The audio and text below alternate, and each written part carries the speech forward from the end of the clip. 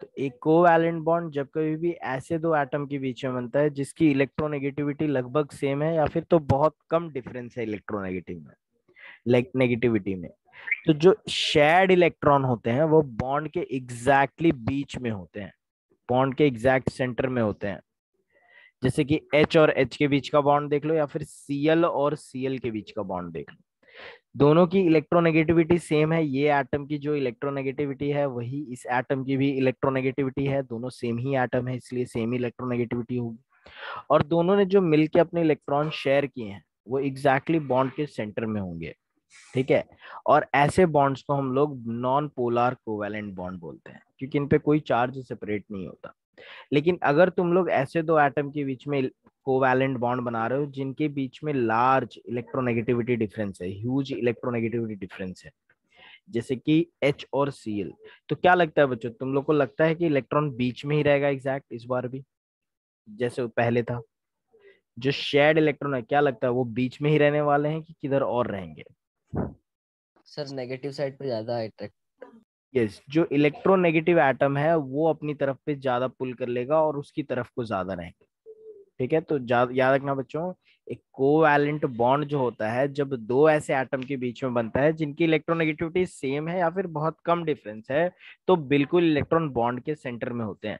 लेकिन जब कभी भी एक कोवैलेंट बॉन्ड तुम लोग ऐसे दो एटम के बीच में बनाते हो जिनके बीच में इलेक्ट्रोनेगेटिविटी का लार्ज डिफरेंस है, तो उस केस में इलेक्ट्रॉन बॉन्ड के बीच में नहीं होते हैं, जो ज्यादा इलेक्ट्रोनेगेटिव है उसकी तरफ को शिफ्ट हो जाते हैं।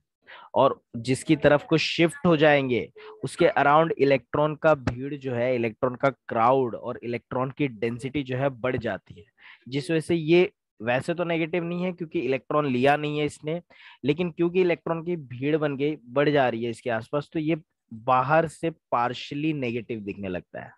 पूरा नेगेटिव नहीं है बच्चों क्योंकि पूरी तरह से इलेक्ट्रॉन लिया नहीं है, अपनी तरफ इलेक्ट्रॉन को खींच लिया है, इस वजह से पार्शियल नेगेटिव दिखने लगता है ये, due to increased electron density around this negatively charged I mean more electronegative atom. Similarly ये जो हाइड्रोजन है उसके आसपास से इलेक्ट्रॉन का क्राउड डिक्रीज हो गया जिस वजह से पार्शियली पॉजिटिव देखने लगेगा। समझ में आ रही है बात बच्चों? तो ये डेल्टा जो साइन लिखा है मैंने, इस साइन को बोलते हैं डेल्टा। डेल्टा का मतलब होता है पार्शियल, मैंने यहाँ पे भी लिख के दे रखा है यहाँ पे। तो यहाँ पे तुम लोग को एग्जाम्पल के थ्रू बताने का मकसद ये है कि यहाँ पे तुम लोग एक बात समझ जाओ कि जब कभी भी एक कोवेलेंट बॉन्ड ज्यादा इलेक्ट्रोनेगेटिव एटम और कम इलेक्ट्रोनेगेटिव एटम के बीच में बनता है तो इलेक्ट्रॉन्स जो होते हैं बॉन्ड के, जो जिसको एग्जैक्टली बीच में होना चाहिए था वो बीच में नहीं होते, जो ज्यादा इलेक्ट्रोनेगेटिव एटम है वो उसको अपनी तरफ पुल कर लेता है। और ऐसा करने से उसके ऊपर negative charge, partial negative charge, और दूसरे एटम पे इलेक्ट्रॉन डेंसिटी कम होने की वजह से पार्शियल पॉजिटिव चार्ज बन जाता है। तो बच्चों ये जो चार्ज का सेपरेशन हो रहा है, इस सेपरेशन ऑफ चार्जेस को बोलते हैं पोलराइजेशन। और जो कंपाउंड पे चार्ज सेपरेट हो जाते हैं वो कंपाउंड को पोलार कंपाउंड बोलते हैं। और जो कोवेलेंट बॉन्ड के आसपास चार्ज सेपरेट है उस तरह के कोवेलेंट बॉन्ड को पोलार कोवेलेंट बॉन्ड बोलते हैं। तो polarization is the phenomena of separation of charges around a covalent bond. The covalent bond which contains separation of charges are called polar covalent bond, and the compound that contains polar covalent bond are तुला called. काय झालं मला photo पाठवा पप्पा. So polarization is the phenomena of separation of charges. जो भी covalent bond के आसपास ऐसे चार्ज सेपरेट हो जाते हैं उस कोवेलेंट बॉन्ड को हम लोग पोलार कोवेलेंट बॉन्ड बोलते हैं। और इस तरह के मॉलिक्यूल जिसके अंदर पोलार कोवेलेंट बॉन्ड एक या फिर एक से ज्यादा पोलार कोवेलेंट बॉन्ड हो, वैसे मॉलिक्यूल्स को पोलार मॉलिक्यूल्स बोलते हैं। क्या ये तीनों बातें समझ में आ गई बच्चों सभी को? What do you mean by polarization, polar covalent bond और पोलार मॉलिक्यूल्स? समझ में आ गई सभी को बात? कितने बच्चों को समझ में आ गई ये बात? हाथ रेस करके बताएं। सृष्टि को समझ में आ गया? यस। मानस, सुबीना, खुशी, वेरी गुड। काफी बच्चों को समझ में आ गया। Yes, what about others? बाकी के बच्चों को? Yes Hitesh, do you want me to repeat? Nidhi को समझ में आ गया, रिबेका को? Sarah, Shailaja, let me Sir, no, please repeat once. Repeat once. बच्चों बताना है, तुम लोग मेरे पूछने का वेट मत करो, तुम लोग को डाउट है तो तुम लोग खुद ही बोल सकते हो। वापस से एक बार मैं रिपीट करता हूँ। सी, so when you form a covalent bond, when you are sharing electrons, two atoms when shares electron, they form covalent bond. The atom that shares electron and forms covalent bond can be of two type. तो जो covalent bond बन रहा है वो दो तरह के atom के बीच में बन सकता है। एक वो एटम होते हैं that have no little difference in the electronegativity और no difference in the electronegativity. तो जब लिटिल डिफरेंस हो या फिर नो डिफरेंस हो तो उस केस में हमारा बॉन्ड के इलेक्ट्रॉन जो शेयर हो रहे हैं एग्जैक्ट बॉन्ड के सेंटर में होते हैं। But if you form a covalent bond between two atoms that differ in their electronegativity by a large amount, in that case, the electron is not located in the exact center of the bond. ठीक है? In that case, in those cases, the electrons are pulled towards the more electronegative atom. जो ज्यादा electronegative atom है bond के electron को exact centre में नहीं रहने देता, अपनी तरफ को खींच लेता है। और खींचने से क्या होगा, उस एटम के आसपास नेगेटिव चार्ज की डेंसिटी जो है बढ़ जाएगी, इलेक्ट्रॉन जमा हो जा रहे हैं ना उसके आसपास, तो इलेक्ट्रॉन की भीड़ बढ़ जाने की वजह से वो एटम जो है नेगेटिव अपीयर होने लगेगा। और जहां से हाइड्रोजन जो था यहाँ पे, फॉर एग्जांपल मैं इस मॉलिक्यूल की बात कर रहा हूँ, तो हाइड्रोजन के अराउंड इलेक्ट्रॉन दूर हो गए, तो इस वजह से इस पे इलेक्ट्रॉन की भीड़ कम हो जाने की वजह से पॉजिटिव अपीयर करेगा। ये जो चार्ज का सेपरेशन हो रहा है एक मॉलिक्यूल पे, इस सेपरेशन ऑफ चार्ज को पोलराइजेशन बोलते हैं। जब कभी भी किसी मॉलिक्यूल पे चार्ज सेपरेट हो जाते हैं तो उस फिनोमेना को पोलराइजेशन बोलते हैं। और जिस बॉन्ड पे चार्ज सेपरेट होते हैं उस बॉन्ड को पोलार कोवेलेंट बॉन्ड बोलते हैं। और जिस भी मॉलिक्यूल में पोलार कोवेलेंट बॉन्ड होगा उस मॉलिक्यूल को पोलार मॉलिक्यूल्स बोलते हैं। क्या बात समझ में आ गई अभी? यस? Yes, sir. तो ये चीज है बच्चों, ये जो पोलराइजेशन हो रहा है बच्चों वो इलेक्ट्रॉन के मूवमेंट की वजह से हो रहा है क्या? ये जो पोलराइजेशन हो रहा था, अगर इलेक्ट्रॉन नहीं मूव कर रहा हूं तो क्या पोलराइजेशन होगा बच्चों, बताओ जरा। इलेक्ट्रॉन नहीं। को रोक दूं, इलेक्ट्रॉन को मूव करने के लिए अलाउ नहीं कर रहा हूं, ठीक है, तो बच्चों पोलराइजेशन होगा ही नहीं। तो ये जो पोलराइजेशन हो रहा है that is because of movement of electron. So the polarization that is developing, the charge that is developing on a molecule or on a covalent compound is due to movement of electron, and कोई भी effect जो electron के movement से होता है जैसे कि polarisation, तो बच्चों वो इफेक्ट को हम लोग इलेक्ट्रॉनिक इफेक्ट बोलते हैं। जैसे कि यहाँ पे मैंने तुम लोग को डिफाइन कर दिया है, any effect that arises in an organic compound due to displacement और movement of a shared pair of electron. Shared pair of electron मतलब जो इलेक्ट्रॉन शेयर हो रहे हैं बीच में उनके मूवमेंट की वजह से होता है, तो such an effect is called as electronic effect. ठीक है, example polarization of covalent bond is due to movement of electron, that's why it is electronic effect. क्या बात समझ में आ गई बच्चों सभी को? पोलराइजेशन कैसे इलेक्ट्रॉनिक इफेक्ट है? Yes, very good. चलो बच्चों, चार तरह के इलेक्ट्रॉनिक इफेक्ट हैं जो आज की क्लास में और आने वाले क्लासेस में हम लोग पढ़ के खत्म करने वाले हैं। चार इलेक्ट्रॉनिक इफेक्ट जो है यहाँ पे वो ये है। There are 4 types of electronic effect. One is inductive effect, resonance effect, hyper conjugation effect and electromeric effect. Out of these 4 types 3 are permanent effect, मतलब मॉलिक्यूल में परमानेंटली होता ही है वो, मतलब मॉलिक्यूल के अंदर नेचुरली है और जब तक वो मॉलिक्यूल रहेगा तब तक रहने वाले।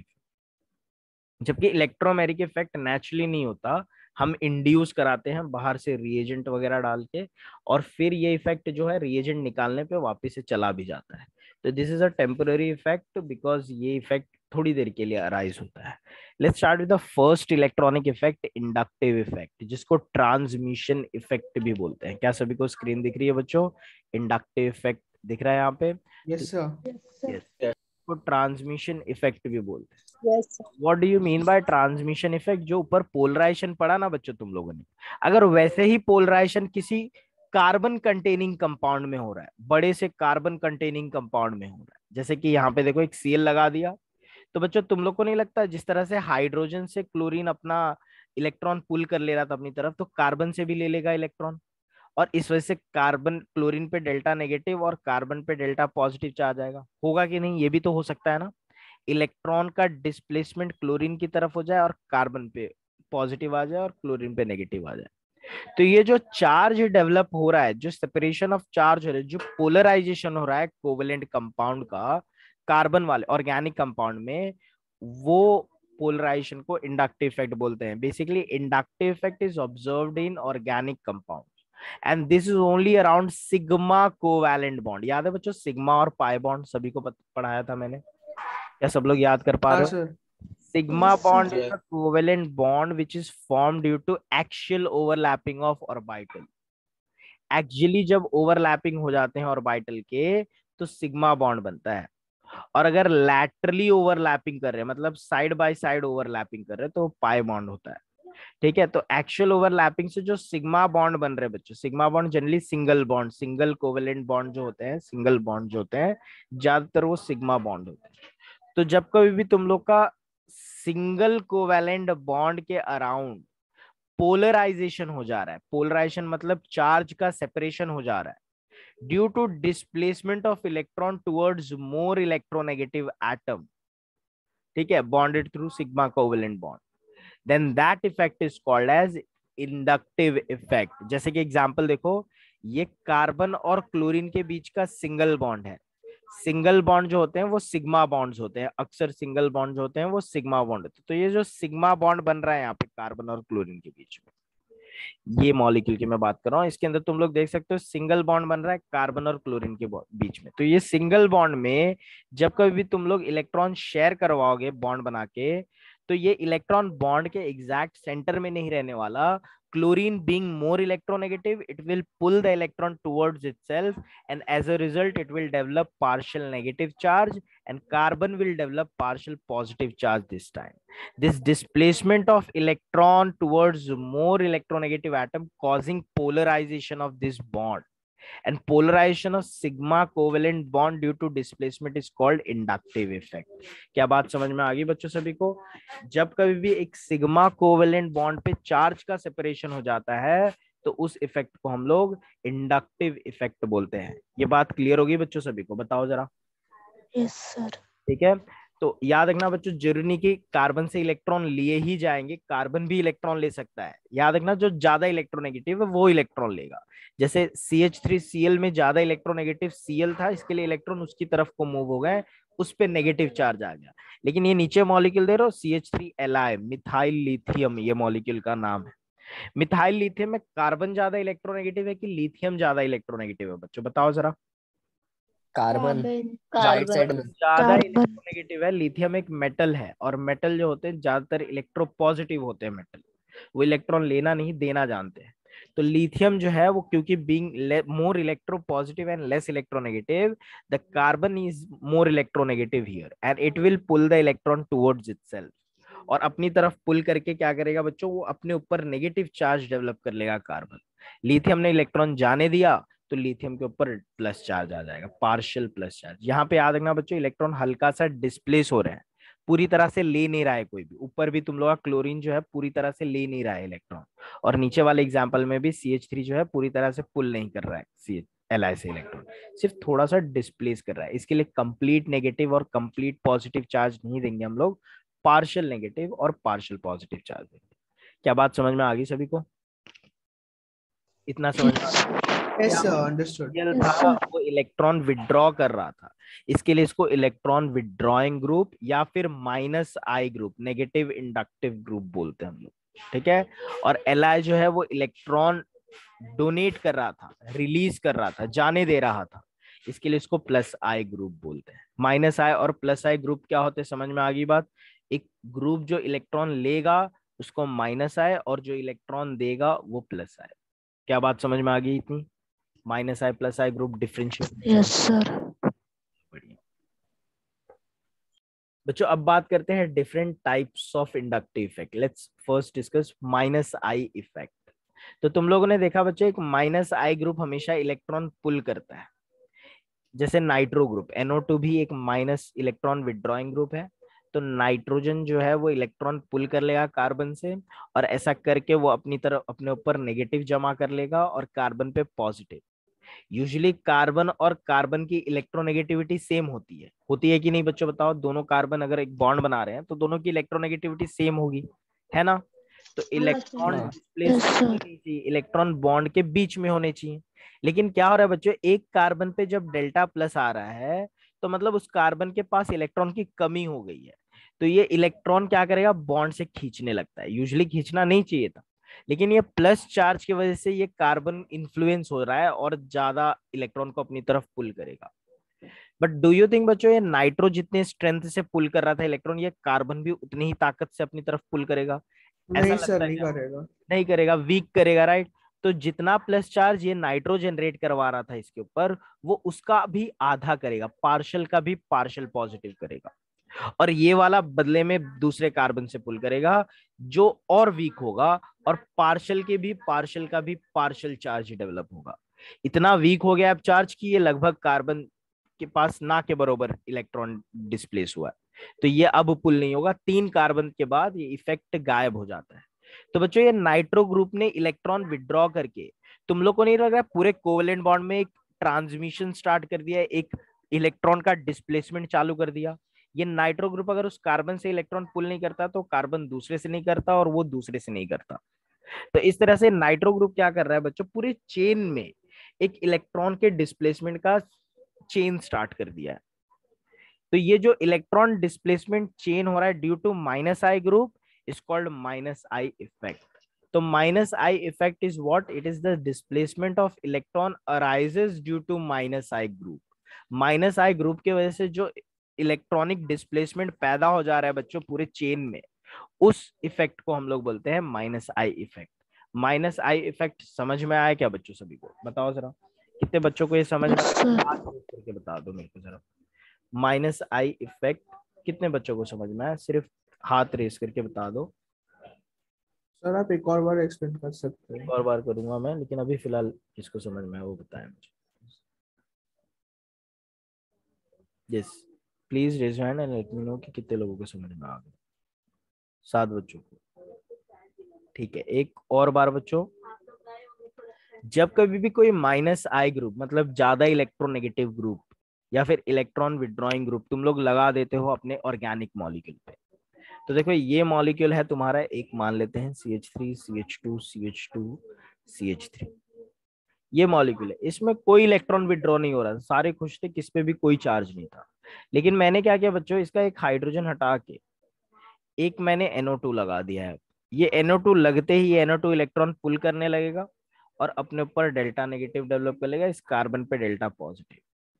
ये कार्बन अपना ये पॉजिटिव, इलेक्ट्रॉन की कमी हो गई ना, तो इलेक्ट्रॉन की कमी को कहां से पूरा करेगा? बाजू वाले बॉन्ड से लेके पूरा करेगा।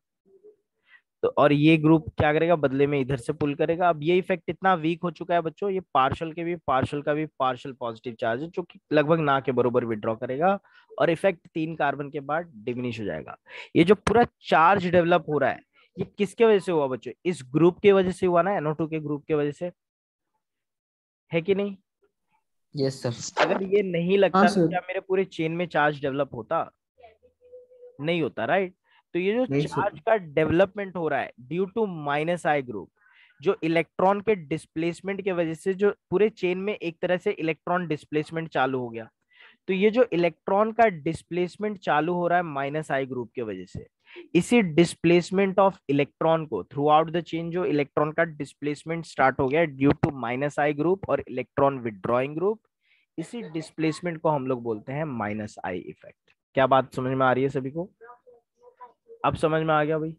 Yes, sir. यस, जिसको रिवीजन चाहिए था समझ में आ गई बात। बच्चों याद रखना, Yes, sir. ये जो इलेक्ट्रॉनिक डिस्प्लेस मतलब माइनस आई ग्रुप होते हैं, सबका अलग अलग स्ट्रेंथ होता है। कुछ ग्रुप स्ट्रांगली इलेक्ट्रॉन विड्रॉ करते हैं और कुछ ग्रुप वीकली इलेक्ट्रॉन विड्रॉ करते हैं। जो जितना स्ट्रांग विड्रॉ करेगा उतना ज्यादा मैग्नीट्यूड होगा ये चार्जेस का, ये जो delta negative delta positive charges ना उतना स्ट्रांग होंगे। याद रखना बच्चों, एक पॉजिटिव ग्रुप जो होते हैं ना जिसके ऊपर प्लस चार्ज होता है, उनके पास इलेक्ट्रॉन होता नहीं है, इसके लिए उनपे प्लस चार्ज है, उनको इलेक्ट्रॉन की जरूरत होती है, और इसके लिए लोग सबसे स्ट्रांगली इलेक्ट्रॉन विड्रॉ कर सकते हैं। क्या बात समझ में आ रही है सभी को?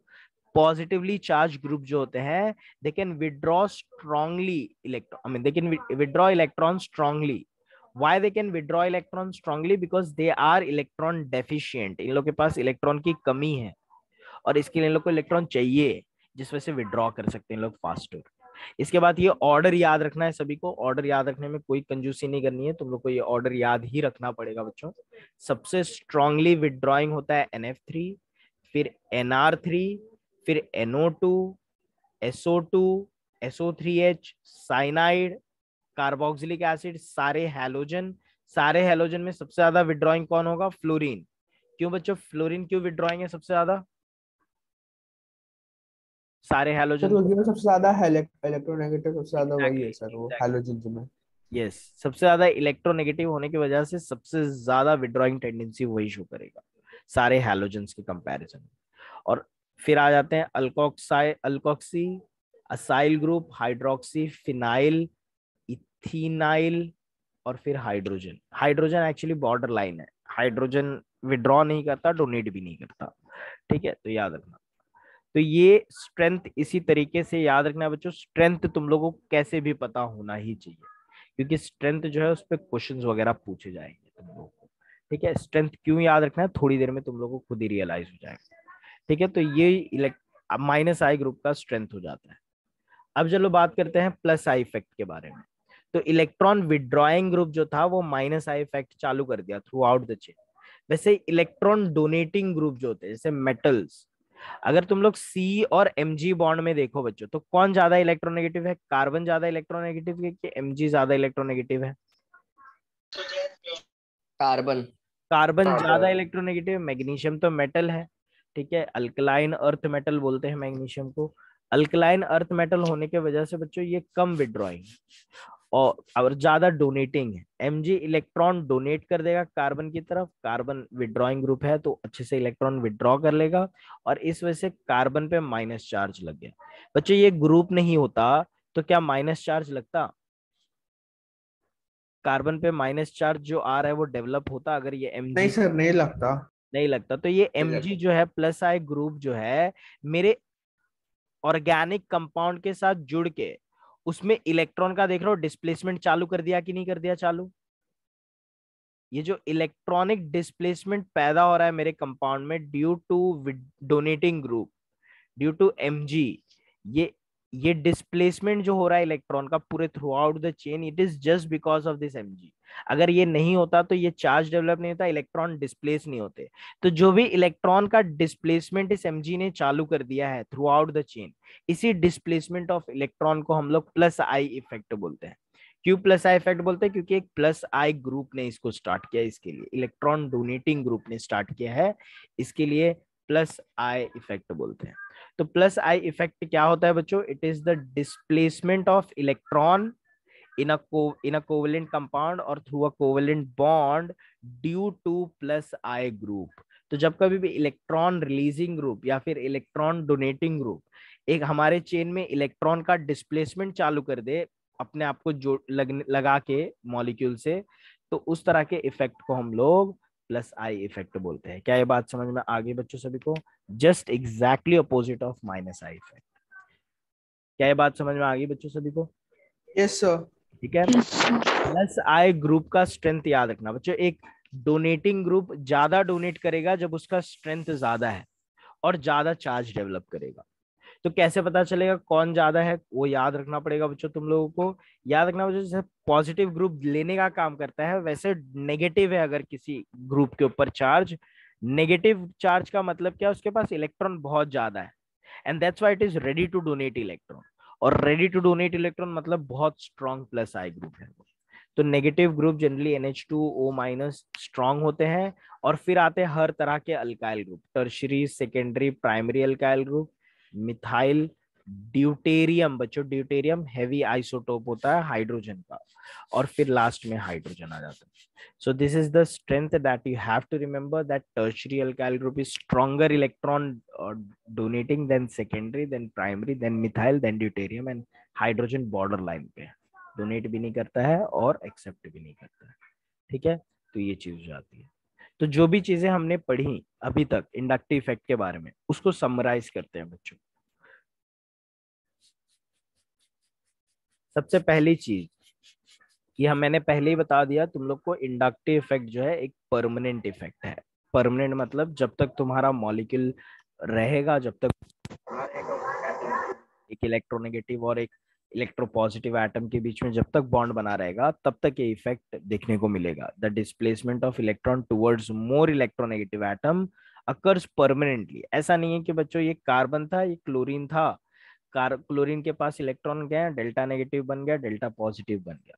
तो ये जो इलेक्ट्रॉन का मूवमेंट हो रहा है क्लोरीन की तरफ को, वो थोड़ी देर के लिए नहीं हो रहा है। ऐसे नहीं कि थोड़ी देर के लिए चार्ज है और थोड़ी देर के बाद चार्ज चले जाएगा।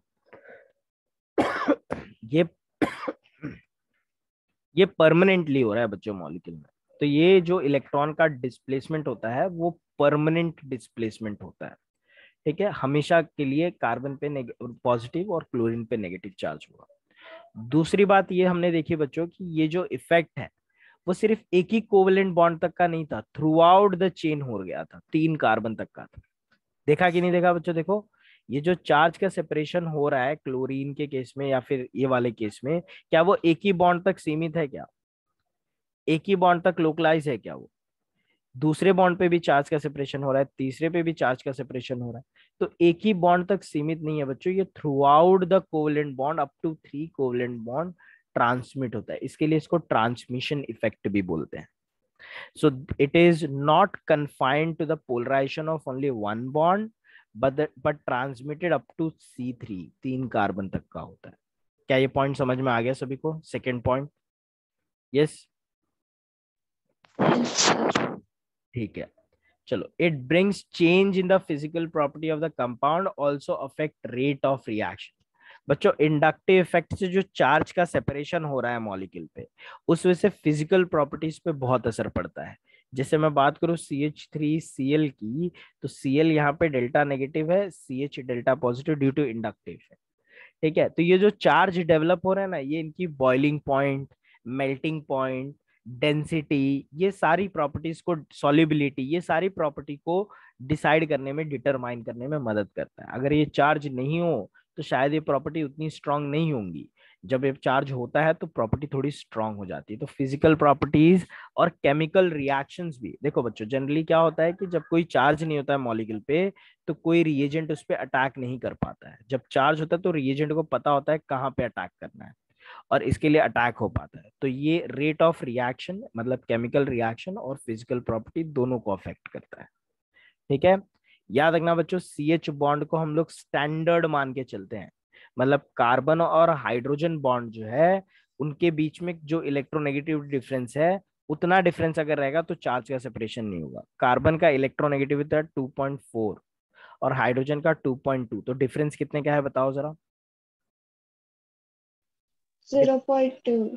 0.2 का अगर डिफरेंस रहा तो ना तो इलेक्ट्रॉन विड्रॉ होंगे ना तो इलेक्ट्रॉन डोनेट होंगे। इलेक्ट्रॉन एग्जैक्टली बीच में सेंटर में होंगे। समझ में आ रही है बात? तो इसको स्टैंडर्ड लेते हैं। अगर 0.2 से ज्यादा का डिफरेंस है तो जिसका ज्यादा इलेक्ट्रोनेगेटिव है उसकी तरफ अब इलेक्ट्रॉन मूव करने चालू हो जाएंगे। बच्चों लास्टली हमने देखा कि इंडक्टिव इफेक्ट जो होता है वो इनवर्सली प्रोपोर्शनल होता है डिस्टेंस से।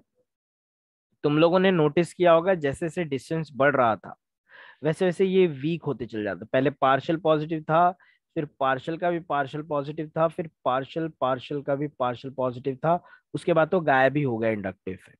तो इंडक्टिव इफेक्ट जैसे जैसे डिस्टेंस बढ़ता है वैसे वैसे जो इंडक्टिव इफेक्ट है वो डिमिनिश होते चले जाता है, जो गायब होते चले जाता है। क्या इतनी बात समझ में आ गई सभी को? कुछ डाउट किसी को यहाँ पे? No sir. ठीक है, अगर डाउट नहीं है तो बच्चों ये इंडक्टिव इफेक्ट की क्या जरूरत है, क्यों जरूरी है अपने पढ़ना इसके बारे में? बिकॉज बच्चों इसके बेसिस पे तुम लोग एसिडिटी, एसिडिक स्ट्रेंथ बता सकते हो कार्बोक्सिलिक एसिड का। अगर तुम लोग को 2 कार्बोक्सिलिक एसिड हाथ में दे दूं, मैं बोलूं जाओ बताओ कौन सा एसिड है स्ट्रांग है, तो पीएच पेपर, लिटमस पेपर से चेक करके बता सकते हो तुम लोग कि कौन ज्यादा स्ट्रांग एसिड है और कौन वीक एसिड है। लेकिन अगर मैं बुक पे लिख के दे दूं मॉलिक्यूल को और बोलूं बताओ इन दोनों में से कौन ज्यादा स्ट्रांग है, तो क्या तुम लोग बता सकते हो? तो बच्चों द आंसर इज यस, हम लोग बता सकते हैं if you understand inductive effect very well. ठीक है, इंडक्टिव इफेक्ट के थ्रू हम लोग ये बता सकते हैं कौन सा एसिड ज्यादा स्ट्रांग है और कौन सा एसिड ज्यादा कम स्ट्रांग है, ये हम लोग बता सकते हैं। ठीक है, तो रीजॉइन करो तो स्ट्रेंथ पहचानते हैं, कैसे गेस करना है कि कौन सा कार्बोक्सिलिक एसिड ज्यादा स्ट्रांग है और कौन सा कार्बोक्सिलिक एसिड कम स्ट्रांग है। फटाफट रीजॉइन करेंगे सारे बच्चे।